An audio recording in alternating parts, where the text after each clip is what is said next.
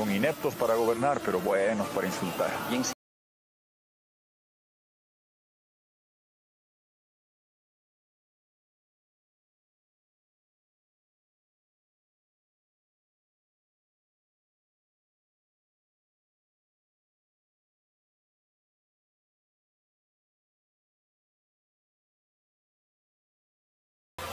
Buenas tardes, a pesar del luto, es tardes igual.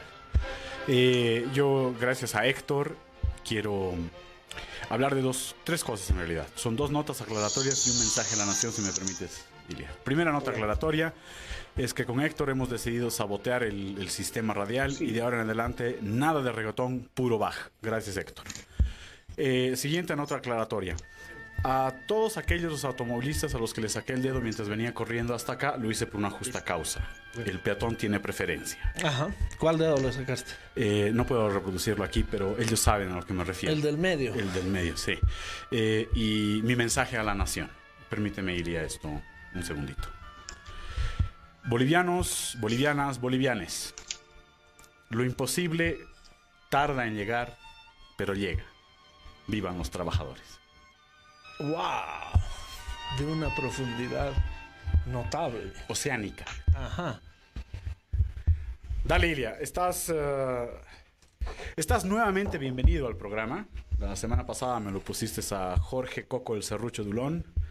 Logré sobrevivir. ¿Le sacaste la cresta o no? ¿Quién ganó en esa lucha libre? En saludos de Facebook me ganó él, porque además parece que él sí es un influencer, yo no. Y aprovecho también para mandarle un cariñoso saludo al Pereira, que nos sigue y nos escucha todos los programas de lucha libre. Bárbaro. A ver, Yerko, creo que es difícil afrontar un programa todavía con el shock y el inmenso dolor que creo que comparto con una gran mayoría de los ciudadanos bolivianos que pusimos nuestra esperanza, nuestro apoyo a la causa marítima en La Haya. Este ha sido un golpe realmente muy, pero muy duro. No se me pasa la consternación, no se me pasa el dolor. Aún sí lo encuentro hoy mezclado con otro tipo de sentimientos. Ayer yo decía que no es momento para hacer cálculos políticos alrededor de la tragedia nacional, pero sí es momento de hacer análisis, y análisis frío, análisis desprovisto de intenciones políticas, desprovisto de rencores y desprovisto del calor de la derrota. Pero definitivamente hay que hacer un análisis, y yo parto diciendo y poniendo sobre el tapete la duda que me invade acerca de si la ciudadanía en general se da cuenta hoy de la magnitud histórica y de las consecuencias históricas para el país de una derrota tan catastrófica como la que sufrió el país ayer en La Haya. Es decir, más allá de que creo que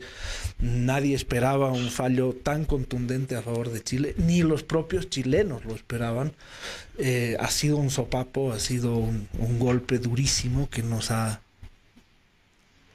afectado profundamente a todos, de acuerdo, pero arranco el programa preguntándote a ti y preguntándole a los radioescuchas.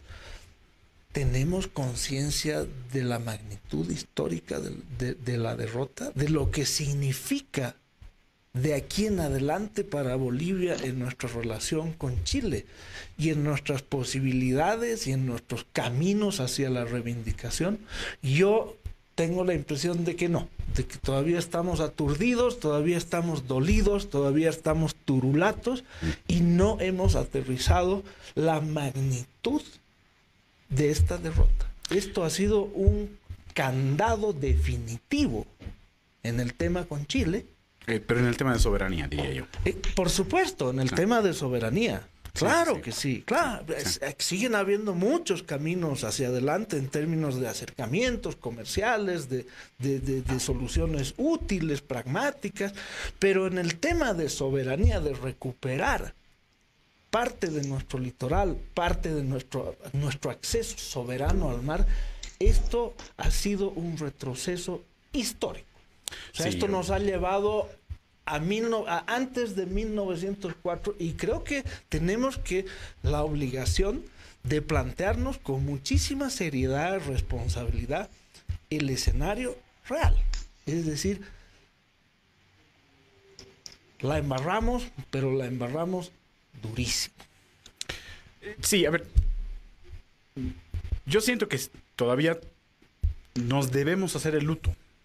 Esto es cierto, o sea, tenemos que pensar que esto ha sido un impacto a lo que nosotros llamábamos la fuerza moral de nuestra reivindicación, que tenía que ver con lo que era el enclaustramiento, con nuestra posibilidad de desarrollarnos, la posibilidad de tener un espacio, una silla dentro de lo que es el grupo Asia-Pacífico, etcétera, etcétera.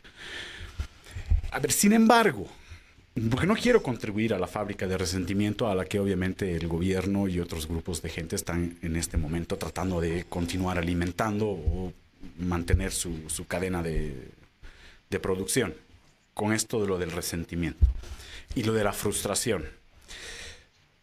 Nos cierra la puerta a un tipo de discurso emocional. Ok, nos gusta mucho la emotividad de los bolivianos y nos gusta, pero de hecho, eso es lo que ha pasado en los alegatos de clausura en abril del 2018. Hubo una carga emocional muy fuerte dentro de todos aquellos argumentos que nosotros expusimos dentro de la Corte. Lo que nosotros tenemos que retomar es este penduleo que hemos tenido desde 1919 hasta prácticamente hoy. Yo no sé si es que hemos retrocedido hasta antes del 4, creo que es del 4 a 1919. El 19 nosotros presentamos a través de una delegación ante las Ligas de las Naciones la posibilidad también de la cuestión marítima, pero resuelta en posición de que nos den Tacna y Arica y de ese modo tener también nuestro acceso al Pacífico, o sea, y resolver este conflicto. ¿Tú estás matizando si hemos retrocedido 100 años o 110 años?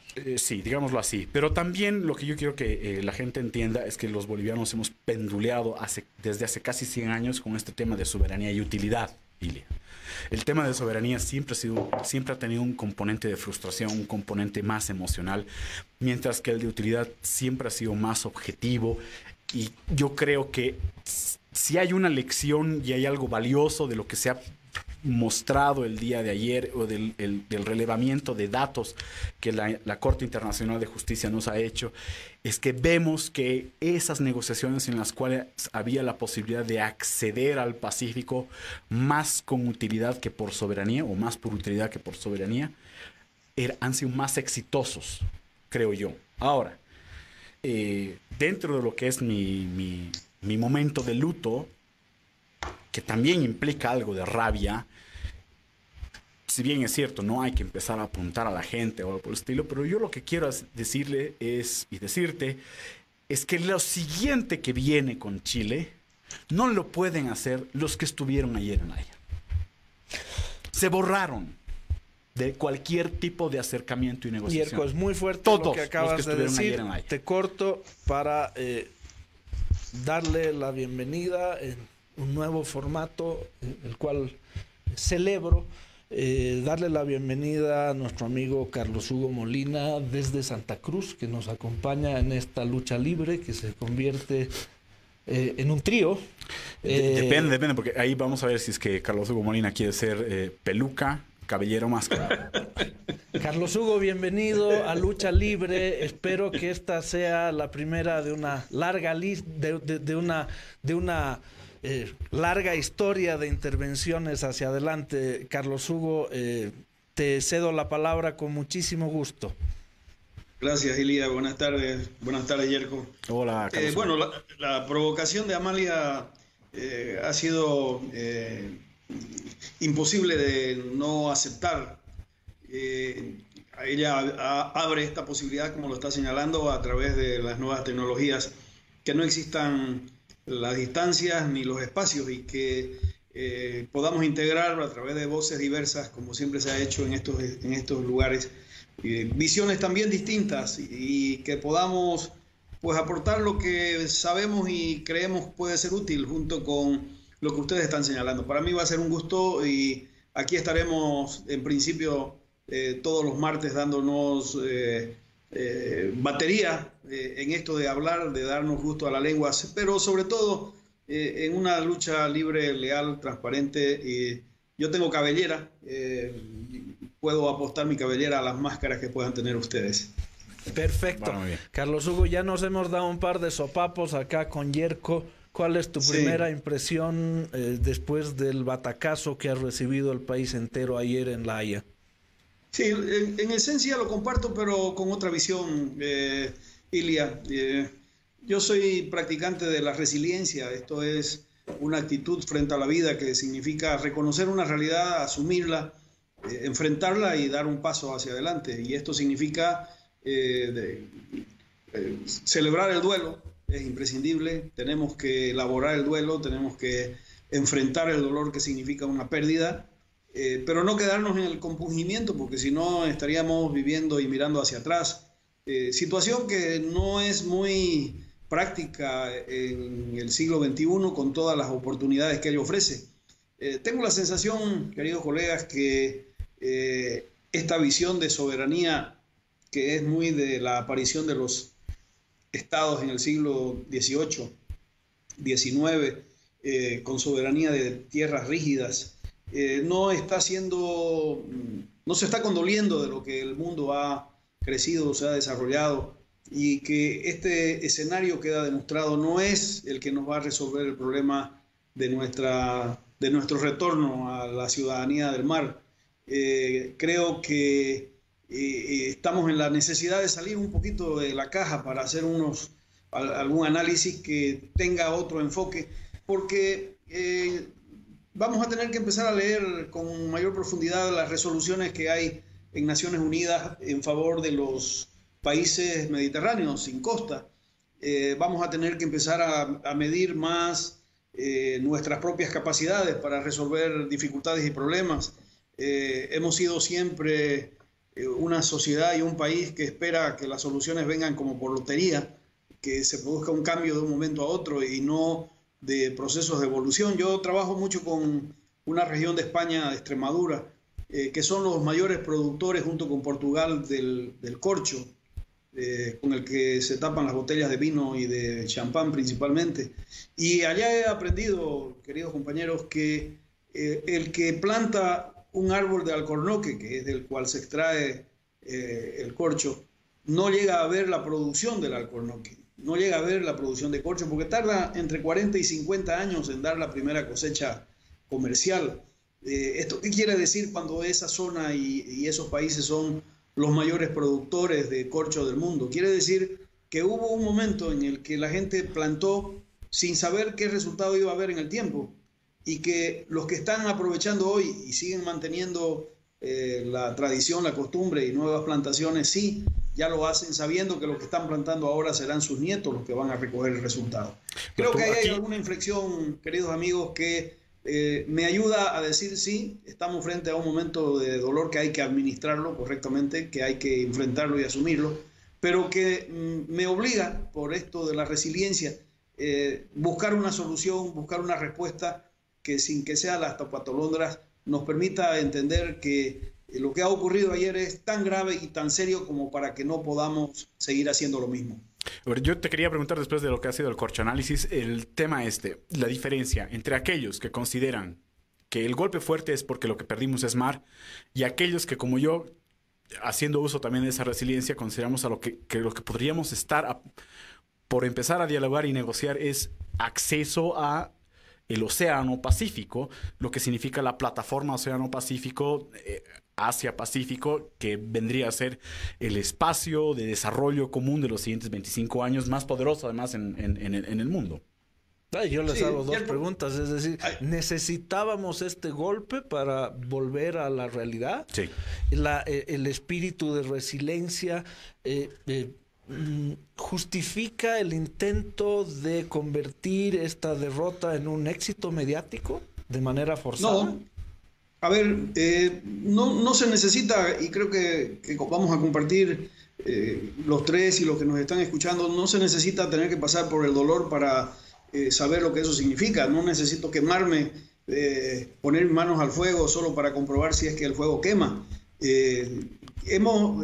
Sigo con el tema de la resiliencia, querido Ilia y Yerko, porque me toca analizarlo desde el punto de vista del desarrollo de los territorios. Y por eso es más fácil entenderlo. Se llega a la resiliencia, a la cohesión social que eleva el espíritu y las necesidades a partir de dos hechos. O por la vía de la tragedia, esto es terremotos, esto es conflagraciones, esto es guerra, estos son maremotos, estos son temblores, estos son volcanes en erupción. Ahí hay imprescindiblemente que trabajar de una manera colectiva y hay que ponerse metas superiores, porque si no solo queda la muerte, esperar la muerte. O se llega a la resiliencia por la vía de la inteligencia. Y aquí incorporo el tema del turismo. En el turismo intervienen más de 20 actores de manera directa, que si no se ponen de acuerdo todos, no hay forma de poder llevarlo adelante. No es solo transporte, no es solo hotelería, no es solo gastronomía, no es solo senderismo, no es solo tallado, etcétera, etcétera. Entonces, si esto es cierto, pues no tendríamos que pasar necesariamente por un momento de dolor extremo para poder decir, ¿y ahora qué voy a hacer frente a lo que está ocurriendo? Necesitamos, si vamos a utilizar la inteligencia, creo, ponernos una serie de pruebas, una serie de medidas para comprobar si es que estamos yendo en el camino correcto.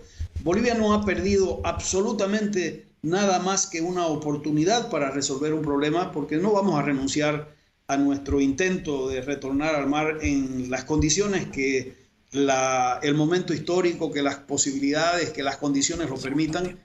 Si los chilenos creen que vamos a dejar de demandar el mar en todos los eventos internacionales, ellos ahora nos van a decir el Tratado de 1904 y el fallo de la Corte, sí, pero nosotros vamos a seguir con un elemento que forma parte del análisis internacional que se está dando en este momento, y es que hay un artículo muy interesante que dice la Corte ha resuelto esto como si fuera un problema de límites entre cantones suizos para definir hasta dónde pueden llegar las vacas para pastar, y no el de la sensación y demanda de un pueblo, de una sociedad, de un colectivo que tiene algo más, pretensiones, aspiraciones y necesidades mucho más grandes que las simples justificaciones legales. A ver, yo estoy de acuerdo contigo en una cosa. ¿Hemos perdido algo? Sí. Lo que hemos perdido ha sido la mejor posición negociadora. Lo segundo, de lo que tú decías, de que sí deberíamos perderlo de nuestro lenguaje, es este tema de no vamos a renunciar nunca a nuestro acceso al mar. No, yo creo que lo de ayer nos da la posibilidad de entender de que a lo que tenemos que llegar es al acceso al Pacífico para poder desde eso utilizarlo como una oportunidad de desarrollo para nosotros. Y eso implica, sí, hablarlo en foros internacionales, pero también dar a entender cuáles son las posibilidades de complementariedad que puede haber entre Perú, Chile y Bolivia a partir de ese acceso de Bolivia al Pacífico. Eso es otro tipo de modo de conversar. Es algo que, a ver, tú querías también mencionarlo dentro de lo que es lo que va a ser el segundo tiempo después. Si es que hay un segundo tiempo. Yo no creo que haya un segundo tiempo. Porque un segundo tiempo se da cuando el mismo equipo que ha jugado el primer tiempo juega el segundo tiempo. Tienes un límite de cambios, tengo entendido. Pero es lo que yo sostengo.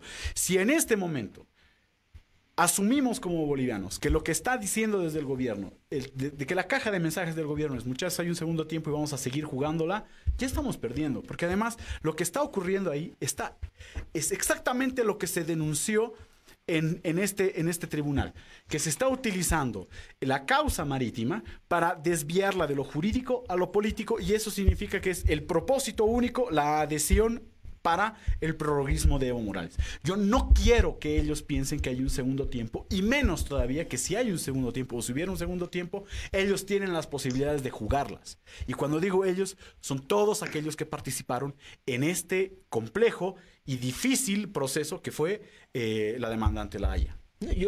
Por más de que yo entiendo que hay dos buenas personas ahí. No, seguramente muchas más. Y creo que, y coincido con Carlos Hugo y contigo, Yerko, en que esta es una posibilidad de salir de la caja, de sacudirnos de viejos traumas, de viejas heridas, de mirar las cosas con una frescura que no la tuvimos hasta ahora, y que finalmente, mientras tengamos cierta lucidez y claridad, siempre habrá caminos para recuperar nuestra cualidad marítima. Pero un cachito, no era eso lo que buscamos con esta demanda. No, lo que buscamos es la soberanía. No fue eso lo que buscamos. Y el país entero, y me incluyo, se embarcó en una estrategia que parecía tremendamente sólida, novedosa, fresca. Yo no sé si fuimos todos presa de una tremenda campaña de comunicación o de la solidez de un equipo que asumió esto, pero a ver, no era esto lo que estábamos buscando.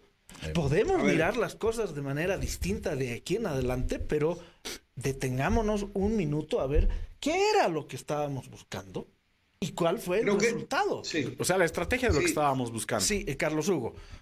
A ver, si el objetivo estratégico del Estado boliviano fuera resolver el tema marítimo, creo que estaríamos equivocando el camino, porque querría decir que frente a esta derrota, el Estado boliviano no tiene razón de ser y deja de lado la validez de su existencia. Lo estoy poniendo en extremo solo para poder matizar la reflexión. Si el problema del estatuto territorial de la cualidad marítima boliviana fuera similar al estatuto territorial de Israel, sería distinta la comprensión, porque efectivamente la pelea por el territorio que tiene Israel, de la manera que lo lleva adelante y bajo las condiciones en las que viven, solo es entendible bajo una situación de esa naturaleza. No es el caso. Bolivia ha sobrevivido, entre comillas, de buena, de mala manera, de la manera que ha podido, de la manera que hemos podido. Después de la pérdida del litoral, hemos logrado sobrevivir, lo que quiere decir que más allá que nos hubiésemos acostumbrado a vivir sin mar o reclamando el mar, podemos seguir viviendo. Este es un primer dato que creo que es importante no perderlo de vista, porque lo que yo entiendo con el fallo de la Corte, que nos ha dicho, en el intento que tiene Bolivia de resolver su problema de cualidad marítima, el que eligieron ahora no es el correcto. Nada más. La metáfora del fútbol me sirve solo para analizarla en términos de oportunidad. Este equipo era fuerte, era sólido desde todo punto de vista, y durante 5 años hemos respirado mar las 24 horas del día, y ha sido parte de un mecanismo de cohesión social en el que el que no estaba de acuerdo o el que no entraba a soñar, al igual que todos, podía caer en el riesgo de ser traidor a la patria. Entonces, yo tengo que ponderar, evaluar exactamente cuál ha sido el volumen del golpe para seguir en el escenario en el que nos mete la lucha libre, para decir, y yo no me voy a poder levantar después de este golpe. Bueno, cuando yo lo enfoco de otra manera, me aparecen retos, y que la respuesta no es la conmiseración, la respuesta no es el compungimiento, la respuesta no es el llorar a mis muertos de manera permanente. Mi respuesta está en decir, a ver, con todo lo que yo creí, porque yo soy abogado y hay una premisa desde el punto de vista jurídico frente a lo que son las sentencias.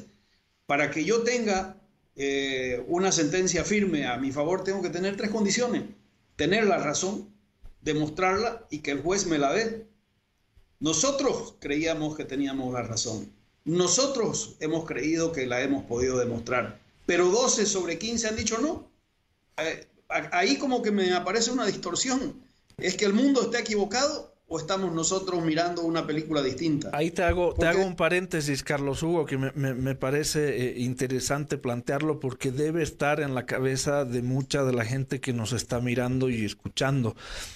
¿El fallo, tú crees que fue un fallo en virtud estrictamente a lo jurídico o tuvo algún tipo de componente político? Es decir, a mí me cuesta entender que ninguna de los 8 argumentos que se ha planteado en la demanda haya sido reconocido, los han demolido todos en la sentencia. Es decir, ¿cuán ¿Cuán equivocados hemos podido estar en la estrategia jurídica? O al margen, además de las razones jurídicas, ha habido una suerte de mensaje político de la comunidad internacional o de ciertos actores claves de la comunidad internacional hacia lo que podía haber sido o puede ser la cobrada de factura a Evo Morales por una acumulación de actitudes y de posiciones en el terreno internacional. Me resisto a entrar al plano de la confabulación y de la especulación, Ilia, por varias razones. Primero, porque aquí hay un dato que es evidente y no tiene recurrencia solo a la Corte Celestial. No tenemos forma de poder modificar esto.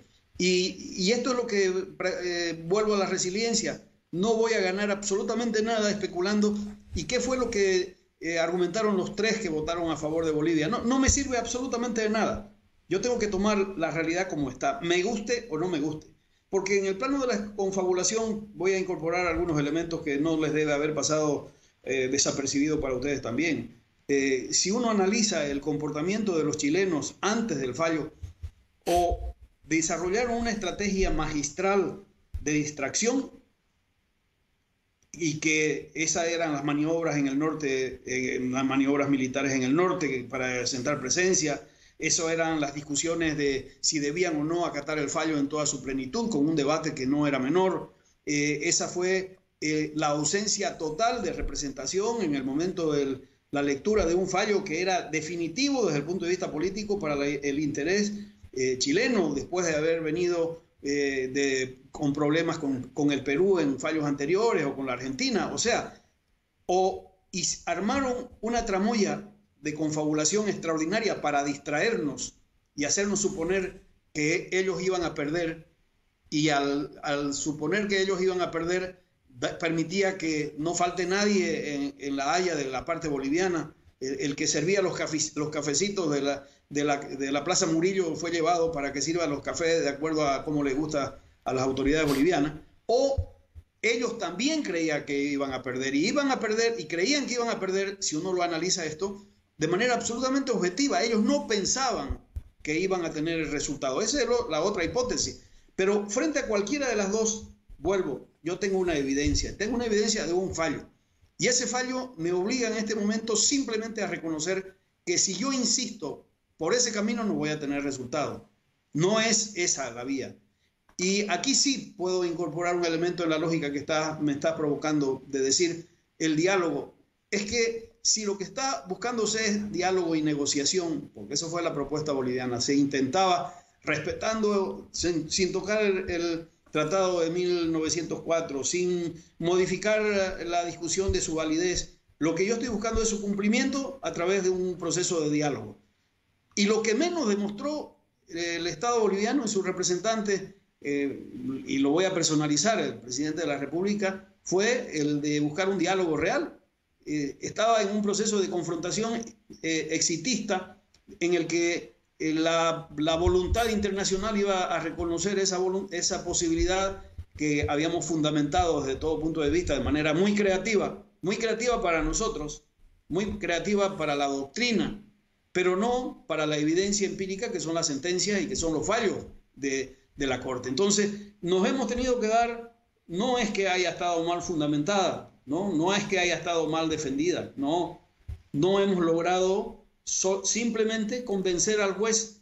Y aquí no tiene, creo, ninguna validez, porque entraríamos al plano de la especulación y de la confabulación, el decir es que el mundo no lo quiere al presidente Evo Morales por su torpeza, por la forma tan agresiva, y le está pasando factura. Esa sería, creo, y espero que mi llave o mi golpe al plexo que te estoy dando ayude a decir, por ese camino no vamos a ganar, no vamos a avanzar. Estamos frente a una evidencia empírica. Hay una sentencia demoledora que lo que yo tengo que asumir con resiliencia es decir, es el camino que adoptamos, por más bueno que haya sido, por más espectacularmente sostenido por voceros y representantes, no fue el que va a permitirnos volver a esta cualidad. Probablemente, y aquí vuelvo a incorporar, porque la visión de soberanía y de territorio que estamos aplicando corresponde a la creación de los estados nacionales modernos, contemporáneos, después de la Revolución Francesa. No el de la ocupación de un espacio que cada vez es más pequeño en el mundo y que utiliza instrumentos y mecanismos que están en las resoluciones. Yo le pido a ustedes, no, porque seguramente los conocen, pero a los que me están escuchando, ¿alguno de los que me está escuchando conoce las resoluciones aprobadas en Naciones Unidas en favor de los países mediterráneos, que no las estamos utilizando, además de las normas existentes, que vamos a tener al frente, vamos a seguir teniendo al frente a un interlocutor tosudo, mañoso, que va a intentar convencer de lo contrario? Por supuesto, pues si esa es la riqueza de la vida, es la diferencia. Pero yo quiero cortarte un ratito ahí, Carlos Hugo, porque en lo último que tú dices al respecto de cómo identificamos al Chile con el cual todavía tenemos que hablar. A ver, lo que pasó ayer es, y eso nos lo dijo la Corte Internacional de Justicia, eso es lo que tenemos que entender, que es lo que nos dijeron. Nos dijeron, ustedes no pueden obligar a nadie a sentarse a negociar con un resultado predeterminado, menos cuando ese resultado es soberanía. Nuestros argumentos fue, hay una carga probatoria, acumulativa, de momentos y documentos en los cuales pudimos haber negociado la soberanía. La Corte lo que nos ha dicho es, no han demostrado a través de eso. No han cerrado el caso, no han demostrado podido demostrar de manera fehaciente que esa acumulación de momentos y de actos generaba una obligación. Generaba una obligación de negociar un resultado predeterminado. A ver, todos aquellos que hemos estudiado ciencias jurídicas entendemos que es muy difícil obligar a alguien a negociar sobre un resultado predeterminado. De hecho, yo creo que hubiera sido mucho más honesto que el equipo que estuvo en La Haya nos dijera, este es un tema muy difícil. Ahora bien, sobre los escenarios que se planteaba Ilia, es cierto, había dos escenarios en los cuales Chile pensaba que era imposible que se den, pero que podían darse. El primero era que le reconocieran a Chile esa obligación de sentar a Chile a negociar con un resultado predeterminado. Que con soberanía y con plazo. Con soberanía y con plazo, que era su peor escenario. Que se lo prefiguraron, ¿por qué? Porque ellos ya tienen un antecedente con Chile, o sea, con Perú en la misma Corte Internacional de Justicia. Es más, jugaban incluso a dos escenarios que tenían que ver que la Corte en una actitud, porque de esto lo hablamos durante meses, la Corte suele tener una actitud salomónica política. No te da lo que pides, pero te da una solución intermedia. Esa solución intermedia se la dio con Perú. Les dijo, no es esta línea, no es la línea que quiere el Perú, es esta línea que marco yo. Pero ya anticipándose a eso, Chile había empezado a negociar, a dialogar con el Perú al respecto de qué iba a pasar en esos territorios, en esos territorios marítimos. Ninguno de los dos fue a matar, digamos, ¿no? Con nosotros también intentaron hacer eso, claro, de una forma un poquito más... a ver, ¿cómo te digo? Triquiñuela, que es decir, si ustedes retiran la demanda en La Haya, nosotros nos podemos hablar con ustedes sobre la base de estos 13 momentos que ya tuvimos antes. No sé si es que eso hubiera sido lo más prudente o hubiera sido lo estratégico. Si es que lo que estamos pensando es... Porque al final, ahora cuando lo escucho a Carlos Hugo, también es cierto. O sea, no es que íbamos a obtener el mar ayer. Si es que si 12 jueces o digamos 8 jueces de los 15 hubieran dicho, siéntese obligue Bolivia a negociar a Chile una soberanía. Es que tampoco, porque hubiéramos tenido que pasar un proceso de negociación. Por eso ahora estoy tratando de pensar que lo único que perdimos, bueno, estos absolutos también son complicados, era nuestra mejor posición negociadora. Ahora tenemos que volver a hablar con Chile, porque vamos a volver a hablar con Chile, pero en otra condición. Ya no la emocional, sino la objetiva, la adulta, diría yo. Yerko, tengo una observación de fondo. A ver. Ese mejor espacio de negociación sigue siendo absolutamente subjetivo porque es el interno, es el boliviano. No es, cuando yo planteo una acción fuera de mí mismo y reconozco una capacidad para resolver conflictos y diferendos de un órgano supranacional y le estoy cediendo mi soberanía para que me resuelva este problema, las categorías que yo tengo que utilizar no son las categorías internas y nacionales, porque todo lo que vos me estás diciendo es para convencerme a mí mismo de que yo estoy haciendo lo correcto y que mi resolución y mi propuesta era adecuada. Pero me estoy olvidando que el que va a definir esto no soy yo, ni es el otro. Hay una tercera, una instancia a la que yo le estoy pidiendo que lo haga. Y he sido yo el que ha acudido. Sí. Y yo tengo que someterme a lo que ellos digan. Sí. Y lo que ellos digan es distinto a lo que yo estoy pensando. Este es el problema. No, lo que pasa es que cuando yo te digo que la mejor posición negociadora que hemos perdido es que estábamos obligando a Chile a negociar soberanía. O sea, el resultado debe ser soberanía. Sí. Queremos negociar, podemos negociar, pero ya no sobre la base de que esté obligado Chile a un resultado. Pero no lo podemos obligar, eso es lo que ha dicho la Corte.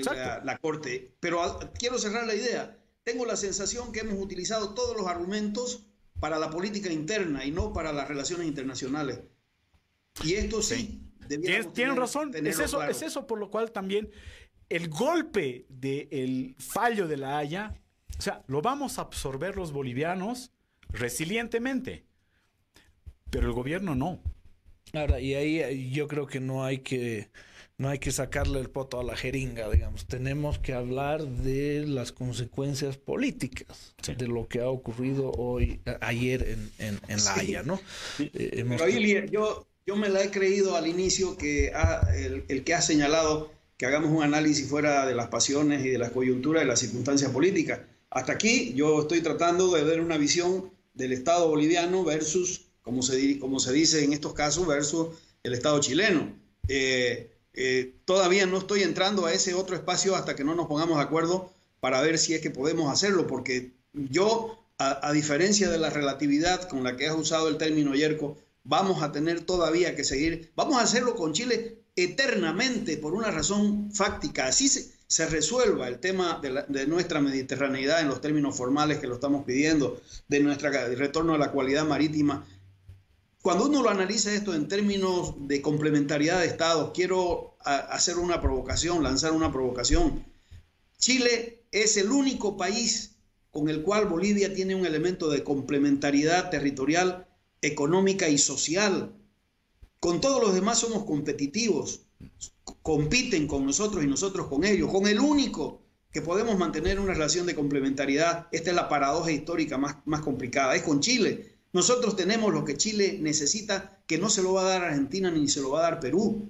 Y que si los chilenos lo entendieran por un súbito arrebato de cordura que pudiera darles para aceptar la modificación de su propia historia, estarían resolviendo el problema en este momento, porque lo que tiene Bolivia es lo que necesita Chile. Entonces, no es el todavía vamos a seguir sentados. Y vamos a seguir porque el mandato del pueblo es muy claro. ¿De dónde viene el contrabando que viene del Asia a Bolivia? ¿Por dónde pasa? ¿Por dónde pasa el lavado del narcotráfico con bienes suntuarios? ¿De dónde?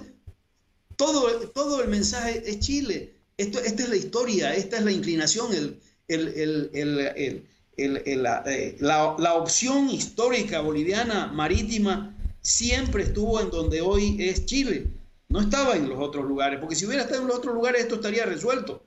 Entonces, mi opción de negociación, de sentarme con mi adversario, con mi enemigo, con mi contendor o con mi vecino, va a estar hasta el día que se resuelva en el mundo la historia de los límites fronterizos. Pero y no mucho más allá, Carlos Hugo, o sea, con Chile siempre vamos a estar sentados y siempre vamos a estar negociando una u otra cosa, por lo que tú acabas de decir, porque somos vecinos y porque tenemos intereses en común, los mismos intereses en común que tienes con cualquier vecino. Negocios, complementariedades energéticas, y eso irá cambiando con los escenarios económicos mundiales, pero estamos destinados a estar negociando y a entendernos con Chile de una u otra manera porque somos vecinos. Sí, pero no puedes negociar con alguien con resentimiento. Por supuesto que no. O sea, si partes de la frustración para poder negociar con alguien, no vas a obtener un resultado ni el que tú quieres ni el que él quiere obtener. Porque además, cualquier acuerdo al que tú llegues con una persona que estás negociando desde tu resentimiento, tú lo vas a sentir que él está ganando más que tú. Y eso te va a intoxicar la relación en adelante de lo que puede hacer. Yo creo que lo que estamos haciendo, o lo que deberíamos empezar a hacer ahora, es desintoxicar las relaciones con Chile. Y entender, porque lo que Carlos Hugo mencionaba, además era la tesis de Víctor Paz Estenssoro en los 60, el vecino con el que mayor complementariedad podemos tener es Chile. De hecho, es por eso que en los 60 también hubo minutas de comunicaciones entre Chile para ver cómo resolvíamos este diferendo o la cuestión marítima. Así es. Carlos Hugo. A ver, creo que estamos haciendo una catarsis imprescindible. El día de ayer hemos enterrado a nuestro querido, a nuestro ser amado. Lo que yo no me cuesta aceptar y admitir es que nos quedemos en el compungimiento otra vez y en el dolor frente a un hecho que ya no es modificable. Si fuera modificable, si aquí hubiera una opción jurídica más, una interpelación, una propuesta de modificación, tendríamos que darle vuelta en la línea que corresponde para lograr un resultado. Ya no puedo insistir sobre eso. Que planteen el estudio los que trabajan en temas internacionales, tanto de relaciones como de derecho, que profundicen sobre qué dijeron los 3 jueces con relación a los otros 12, que se analice si lo que había de por medio era el sentar un precedente a nivel mundial respecto a la forma de resolver los conflictos de los tratados, la intangibilidad de los tratados, que en el fondo está marcando el telón de fondo de esta resolución, de este fallo de la Corte. Lo que está diciendo es, sigan ustedes insistiendo, búsquenle por otro lado, no es por aquí, hay un tratado de base, y encuentren una solución. Creo que para el interés boliviano, por supuesto, si ustedes lo permiten y estamos en tiempo, entremos al análisis de las consecuencias políticas. Más allá de que los jugadores deben ser otros, simplemente no hay oportunidad de hacerlo, de buscar una alternativa en este momento. Está agotado en este periodo porque tendrían que modificarse algunos elementos absolutamente objetivos que no los veo. Tendría que modificar su actitud del presidente respecto a su agresividad permanente en relación a estos temas. No, pero además lo que tú decías, que está agotado este periodo, los actores de este periodo están agotados. Chile no va a sentarse a negociar, y en esto lanzo la cachetada, ni con Evo, ni con Carlos. Ni con Carlos Mesa. Ni con Carlos Mesa. Claro, no, con nadie, pero es por un tema de oportunidad, porque si el Estado boliviano dijera, busquemos de sentarnos, y apela a la Corte Internacional de Justicia y a las Naciones Unidas y a la OEA y busca una acción de mediadores de buena fe y de diálogo positivo, también puede ser una forma en la que Chile va a decir, pero cambie su actitud, porque finalmente eso es lo que están ellos exigiendo. No te olvides que el presidente Piñera está iniciando su gobierno, a diferencia del presidente Evo, que está culminando con todas las dificultades políticas internas. Entonces, no hay definiciones finales extremas ni absolutas en materia de relaciones internacionales. Son oportunidades e intereses que pueden crearse en materia del ambiente. Lo que está claro aquí, más allá que Chile quiera o no quiera sentarse a negociar con estos negociadores, es que no es la oportunidad para Bolivia, para nosotros. En este momento, por política interna, no es oportuno seguir sobre este tema. Lo que debiéramos hacer es enfrentar lo que se viene, que no es sencillo desde el punto de vista de la democracia y no es sencillo desde el punto de vista de nuestros compromisos con la continuidad democrática de este país. Ahora yo quiero hacer una pregunta ya para antes del cierre. Me parece muy interesante lo que acabas de decir, Carlos Hugo. Estás tú diciendo que el mar, el océano Pacífico, sale de una posible agenda programática de las elecciones del 2019? Yo no creo, definitivamente. No, o sea, el costo político de esto no lo podemos ignorar. Es decir, es una granada que le ha reventado en la cabeza a Evo Morales. Hay que ver las esquirlas, a quién le llega y a quién no le llega, pero no podemos ignorar el hecho de que el compromiso político del presidente jugaron el todo por el todo. Creo que el movimiento al socialismo puso todos los huevos en esta canasta, no previeron de ninguna manera un resultado tan adverso, y esto va a tener o no va a tener un costo político. No sería raro pensar en una crisis política derivada de lo que ha ocurrido ayer. Al parecer el comportamiento del gobierno va a ser el de siempre, minimizar los impactos, ignorar el fondo del asunto. Viene el segundo tiempo, en realidad ganamos, aquí no pasó nada, no ha renunciado nadie, no hay ningún tipo de efecto que se pueda sentir ahorita. No, pero a ver, lo que tú dices, esta crisis política de la que tú estás hablando, que es lo que me parece interesante. Una crisis política ¿Lo evapora a Evo y lo evapora a Carlos de la elección del 19? Esa es la pregunta que hay que hacerse. Ahí está. Es decir, el tamaño del impacto debería ser motivo para que Evo, como decía Carlos Hugo, revise su posición, no solamente en el tema marítimo, ni solamente en el tema de las relaciones exteriores bolivianas, que se han licuado con este fallo de alguna manera. Debería merecer algún otro tipo de decisión a través de una crisis política en términos de lo que va a ser la elección primaria, las elecciones generales del próximo año, su intento de reelección. Es decir, ¿esto hasta dónde va a calar? Esa es la pregunta que yo me planteo. ¿Y a quién salpica y a quién no salpica? ¿Y quién trata con éxito o no de sacarle tajada política a un impasse de este calibre, ¿no? A ver, tres telegramas de amor rápido para ganar el tiempo. El primero es que en un país serio, en este momento, todo el equipo que participó en el proceso de negociación frente a este resultado debiera renunciar.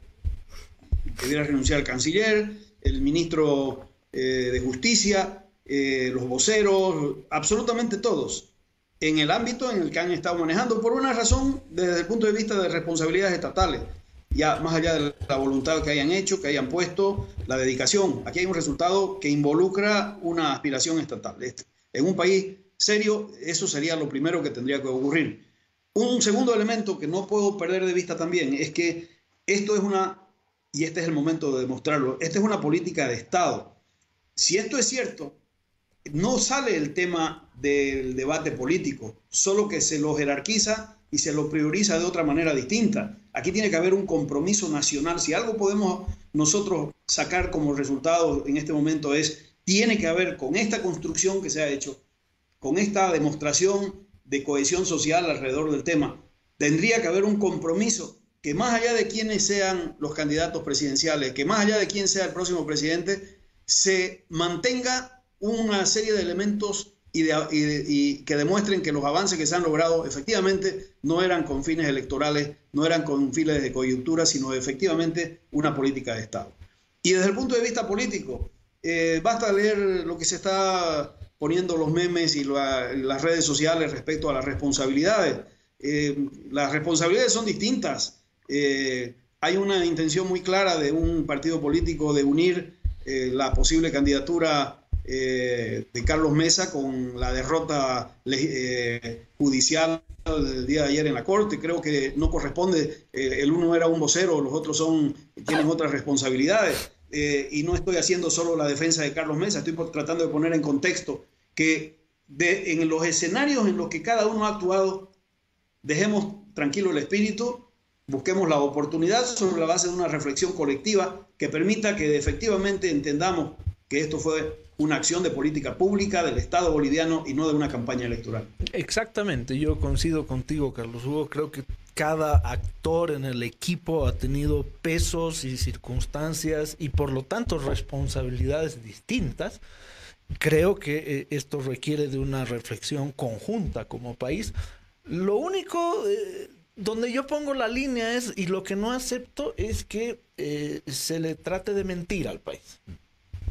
Es decir, aquí no pasó nada. Pero eso en realidad ganamos. Claro. Y creo que ahí hay matices y hay razones suficientes para pensar que el gobierno ya ha tomado una decisión en esa dirección. ¿Viste los titulares de los periódicos del gobierno esta mañana? Claro, sí. O sea, ganamos por goleada. Claro, eso es mentirle a la gente. He escuchado el análisis de Hugo Moldis y ya con eso te puedo decir que entramos en el delirio absoluto. Pero son líneas, o sea, lo tiraron al pobre tipo al defensor del pueblo ayer ya con una línea, sale Hugo Moldis, ves los titulares de los periódicos, nadie renuncia. Es decir, seamos claros. Sí, coincido con el Carlos Hugo, o sea, aquí hay una política de Estado y todos debemos, no solamente los actores ni los miembros del equipo, todos debemos estar a la altura de las circunstancias. Sí, no, pero también... Hasta que el gobierno me sale con el cuento de que aquí no pasó nada, Bueno, pero... y que en realidad ganamos, porque eso yo creo que es seguir mintiéndole a la gente, ¿no? Claro, porque hay una patria del delirio que es esa, y hay otra patria facebookera que dice, Evo, nos quitaste el 23 de marzo, no nos vas a quitar el 21 de febrero. Claro, nos fundiste en el tema del mar, en el tema de la democracia, no lo vas a hacer. No digamos, lo vas a hacer. ¿no? Yo creo que Hoy ese es el mensaje de las calles. Menos que nunca, digamos. Ese es el mensaje de las calles. Ahora, yo no sé si es en esa vorágine también lo estamos evaporando a Carlos Mesa. Ahora, yo le reconozco a Carlos Mesa que hubo momentos en los que él solito se compró la causa marítima. La defensa razonable de lo que era esta fuerza moral de la soberanía para Bolivia. Pero espérate, el Carlos Mesa no se ha metido esto de mutuo propio. No. El Pero Carlos también Mesa recuerdo... ha sido invitado por el gobierno y por Evo Morales sí, pero a ser también... vocero y ha aceptado ese reto y esa responsabilidad. Pero también ha sido hostilizado por parte del gobierno en aquellos momentos en que su discurso, su narrativa, generaba más peso que el trabajo que hacía el equipo de de Rodríguez Belcé en La Haya. Esa es no sé si es una especulación, pero es un recuerdo mío. Y lo otro, sí, Carlos fue exitista, pero siempre fue consecuente, a diferencia de Evo Morales y su equipo, que no se plantearon el exitismo sino hasta hace una semana atrás, pero empezaron a moverse entre el mar es nuestro ya, por lo tanto alisten todos sus trajes de baño, sentémonos a negociar de manera que esto sea sostenible y satisfactoriamente mutuo. A ver, trato de cerrar con un poquito de coyuntura y de perspectiva en el cortísimo plazo, los que hasta ayer parecía una jugada maestra el tema de la ley de partidos y de las primarias. No, tú has dicho que no se puede llamar ley, se llama la maniobra de exposición anal exenio. Sí, la maniobra política del MAS con nombre de ley de partidos. Parecía hasta ayer que había puesto en jaque al país y que era el único gran tiro que les había salido en los últimos 2 años. Hoy yo no sé si es realmente otro impedimento. Es decir, en 7 semanas, un hombre como Evo Morales, cargando el costo enorme de lo que ha ocurrido ayer en La Haya, tiene que insistir en su reelección y tiene que forzar al Tribunal Supremo Electoral a que legitimen su candidatura. Un tipo que acaba de recibir un balazo, no sé si en el estómago o en la cabeza, pero acaba de recibir un balazo. Sí. Y su delegado personal ante el Tribunal Supremo Electoral elige además 1 hora después del fallo para presentar su renuncia irrevocable, con lo cual además pierde a su principal operador político en el Tribunal Supremo Electoral. No sé si esto hubiera sido más fácil para el gobierno de administrar el tema de La Haya dentro de 8 o 10 meses. No, lo tiene que hacer en 7 semanas. Sí. O sea, y tiene que volver al país esta mañana a hablar de su reelección. Claro. ¿Cómo la ves, Carlos Hugo? Sí, a ver, los directores de cine dicen que hay 3 películas. La que quiso hacer, la que hizo y la que la gente vio. Y los titulares de los medios de prensa oficialistas es la película que el director quiso hacer. La gente está viendo otra película y el director de cine no le puede decir a 10 millones de espectadores ustedes están equivocados. Esa estupidez solo asimilable o solo explicable desde el punto de vista de la distorsión mental en la que ya existen algunos voceros del oficialismo, se expresa desde el punto de vista psicológico como la negación. Están negando un elemento de realidad, queriendo poner como un triunfo algo que se cae por su propio peso. Fíjense, creo que hemos tenido mucho cuidado, Yerko y Ilia, de no incidir o no insistir mucho en las consecuencias políticas de los procesos electorales. Lo conversaremos el próximo martes, porque creo que era importante en este momento poner en contexto el tema desde el punto de vista de la vocación nacional, desde el punto de vista de la proyección de Estado, desde el punto de vista de política pública de Estado, porque es ahí a donde tenemos que tener, si eso lo tenemos claro, la consecuencia va a ser obvia. No me vengan pues a contar la historia de pajaritos preñados, que aquí ha habido un triunfo de la política exterior boliviana. O sea, eso es lo que está haciendo el gobierno, sí, exactamente eso, mientras hablamos, Carlos Hugo. Pero esa es la película que quiere hacer el director, no es el que la gente está viendo. Y el mecanismo de reacción natural y lógica que va a producirse política probablemente de Estado, Carlos Hugo. Política, La reacción política se va a dar en la línea de lo que está señalando Ilia. La veremos en el curso de la semana en todo caso. Yo quiero hacer un llamado a la conciencia de José Luis Exeni. No renuncies, Exeni. Volvé a tu puesto. Asumí las consecuencias de lo que ha sido la ley de organizaciones políticas. Y le pido al PNUD que no lo contrate. Que no le dé esa escapatoria. No, estás poniendo en el tapete no solamente la posición y el conflicto de José Luis Exeni, sino de Katia Uriona. Es decir, ¿qué va a pasar si Katia Uriona elige el mismo camino? Que puede ser un camino razonable, finalmente. Decir, oye, ¿sabes qué? Yo no...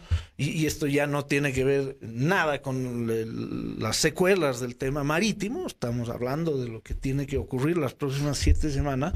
Pues habrá gente como... Exeni, Uriona o la otra vocal que probablemente no estén dispuestas a arrastrar el estigma el resto de su vida de haber sido parte de la banda de los 4, esta vez será la banda de los 5 o de los 6, sí. Y de quemarse definitivamente y de hipotecar su vida y la vida y el apellido de sus hijos en una decisión tan controvertida y tan delicada en términos políticos y democráticos. ¿Qué pasa si se van las otras 2 vocales? Y queda un tribunal técnicamente funcionando, pero desprovisto de absolutamente cualquier tipo de legitimidad. Déjame hacer un escenario de ¿Se delirio. viene abajo el tema de las primarias o no? No sé. Yo creo que déjame hacer un escenario del delirio. La renuncia de Exeni significa que sí saben bien que los que quedan no le van a permitir a Evo Morales correr, ni en primarias, ni en la de octubre del 19. No te entendí nada. Espérate. ¿Qué significa que Exeni esté saltando ahorita del barco? Que él sabe que los que quedan... Lo van a legitimar a Evo Morales. Se van a arriesgar a ir a la cárcel y decir, usted no está habilitado. No, para. Es que es así. O podría ser así, no es así. Y vamos a ver qué es lo que nos dice Carlos Hugo. Se escapa en este momento para que la cárcel no le llegue allí a él. Porque yo creo que en algún momento, si es como dicen la talla moral de Katia Uriona se va a oponer a que Evo Morales sea habilitado a estas elecciones. Y si hay gente como ella renunciando o no, poniéndose diciéndolo, firmando un voto en contra. No solamente eso, sino que además va a convencer de que los otros lo hagan, porque tienen la jurisdicción para eso. Exeni sabe que a los que firmen la inhabilitación del binomio Morales-García los va a meter en la cárcel. Entonces, y él escapa ahorita. Lo que tú dices de si renuncia a la Katia, puede ser también eso. Entonces, prefiero no entrar en la cárcel, no entrar a quemarme. ¿En qué situación deja a un Tribunal Supremo Electoral? ¿En qué grado de legitimidad o de ilegitimidad? Cero. Con puede quedar con 4 tipos. Jugados a muerte por el MAS, a los cuales les interesa un pepino su la pueden llevar legado pueden llevar a la juez Pacajes para que sustituya a Exeni. A ese niveles, con agentes políticos van a sustituir a esos magistrados. ¿Qué se dice por allá, Carlos Hugo? A ver, yo en esto tendría que pedir más tiempo porque, como saben ustedes, fui parte de una comisión que realizó el trabajo de redacción del proyecto inicialmente, con todas las consecuencias que luego se han cargado por la manipulación y la torpeza del MAS. Dejando de lado ese elemento, ¿cuál es la cuestión objetiva en este momento? El órgano electoral tiene 7 miembros, si al renunciar uno de ellos quedan 6. Se conoce por un artículo que ha escrito, se ha publicado, de que hay 3 que tienen observaciones respecto a la aprobación del reglamento como ha sido aprobado. Al renunciar José Luis Exeni quedan 3-3. Si eso se lleva a una acción práctica de resolución en el marco del Tribunal Electoral, lo que queda es una resolución por la vía del voto ponderado de la presidencia, que quiere decir que ese 3-3 hay posibilidad de convertirlo en 4-3. Estamos en el campo de la especulación. Pero Carlos Hugo, el reglamento ya fue aprobado. Claro, pero estoy hablando de la calificación que imprescindiblemente debe hacer el órgano electoral a la hora de recibir una candidatura de alguien que es un candidato imposible. No se lo puede poner y pondero el nombre que voy a dar solo por la jerarquía. No puede ser candidato a la presidencia por el MNR en las primarias el profesor Noel Kempf Mercado, porque es difunto. Ni puede ser candidato un niño de 4 años. ¿Por qué? Porque no cumple las condiciones formales. Ni Evo en este Morales. momento estamos frente a la duda constitucional y epistemológica, científica, de qué es lo que vale más, el artículo 168 acompañado del referéndum o un fallo trucho del Tribunal Constitucional. ¿Qué es lo que tiene que definir el órgano? Si esa es la pelea y la pulseta que ha habido durante todo este tiempo, que por producto de la ley y la manipulación no se va a dar en el mes de julio del próximo año, sino que se va a dar ahora, ya el 8 de diciembre, en honor de la Virgen de Cotoca, porque tiene que aceptarse. Los partidos políticos o los frentes van a presentar sus nombres al órgano electoral, porque es el que tiene que fiscalizar y verificar la elección. En el momento que se le presente el nombre, el órgano electoral tiene que dar su palabra respecto a si esas personas cumplen o no cumplen los requisitos formales y los requisitos legales constitucionales. Y tu lectura es que la salida de Xeni podría generar un empate en el tribunal y que ese empate sea definido por el vicepresidente. Empates técnicos. Claro. Mi lectura es simple desde el punto de vista de la formalidad. Sabemos que hay 3 que no estaban de acuerdo por un artículo que se ha publicado. Si uno de los 4 que estuvo de acuerdo se está retirando, quiere decir que deja en paridad. En paridad, llegado el momento, quien tiene el voto preferente para resolverlo es quien está en la presidencia. Yo más bien me inclino a pensar en que vamos a necesitar un milagro de la Virgen de Cotoca el 8 de diciembre y que de otra manera Evo Morales y Álvaro García van a insistir en su ilegal repostulación. La lucha libre con la carga del mar. Sí, con la carga, por supuesto. Por eso no podemos dejar de ligar una cosa con la otra. Espero que la próxima semana tengamos mayores elementos de juicio, que el tema de la Haya se haya asentado, que nadie cometa mayores imprudencias de aquí en adelante. Carlos Hugo, bienvenido. Santa Cruz, bienvenida al programa. Creo que después de un mes de programa, haber dado este paso magnífico de incluir a alguien y una voz enorme como es la de Carlos Hugo desde Santa Cruz, a mí en lo personal me llena de orgullo y de satisfacción. Lo que tú pienses no me interesa mucho, Yerko. Sí, queda claro eso, así que yo te quiero agradecer el mechoneo, Carlos Hugo. Me encantó el cuadro que tienes detrás. No sé si es Juan Azurduy de Padilla o si es un Bolívar más acorde a los tiempos inclusivos. Manuela Sáenz. Mejor todavía. Es una obra de...